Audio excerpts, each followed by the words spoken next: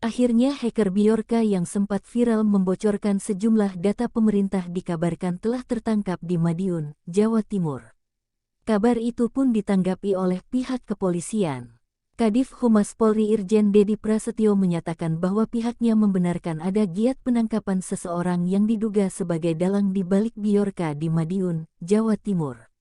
Yang di Jawa Timur yang saat ini sedang didalami oleh tim sus.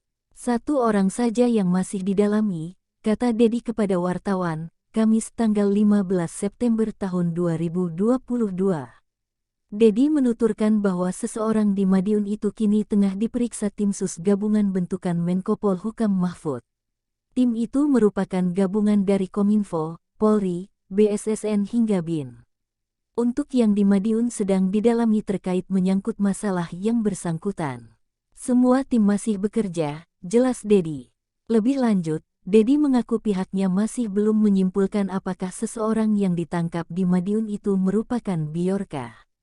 Nantinya, Mahfud MD yang bakal menyampaikan hasil penyelidikan secara komprehensif.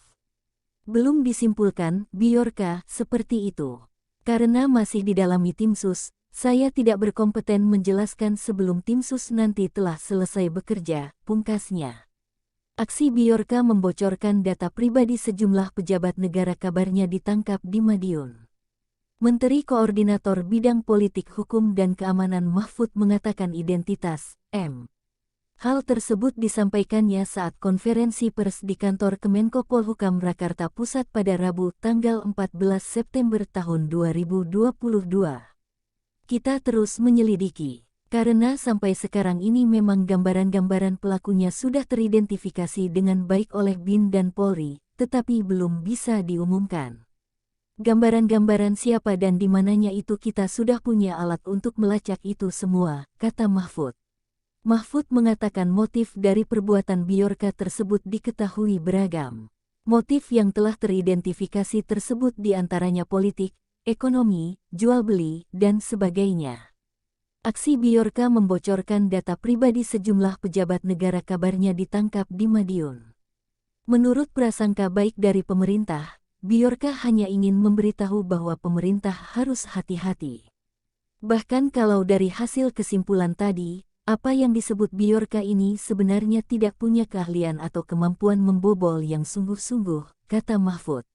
Itu hanya ingin memberitahu kepada kita, menurut persepsi baik kita, ingin memberitahu bahwa kita harus hati-hati.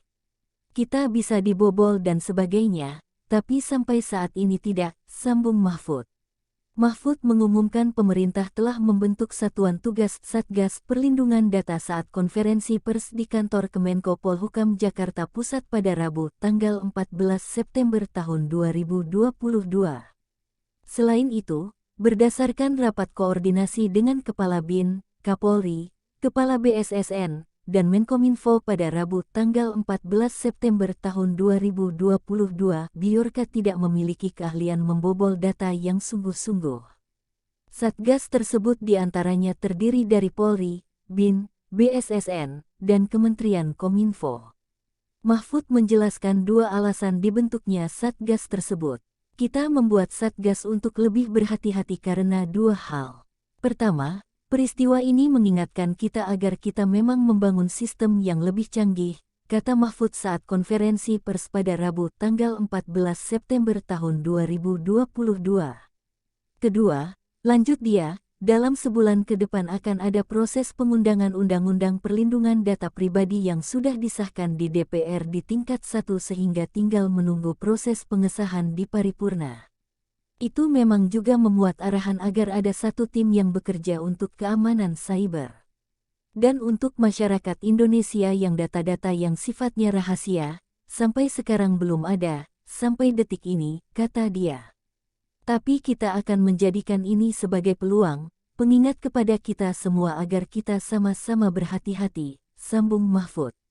Dalam konferensi pers tersebut, hadir pula Kepala BIN Budi Gunawan, Kepala BSSN Hinsa Siburian, Kapolri Jenderal Polisi Listio Sigit Prabowo, dan Menkominfo Johnny G. Plate.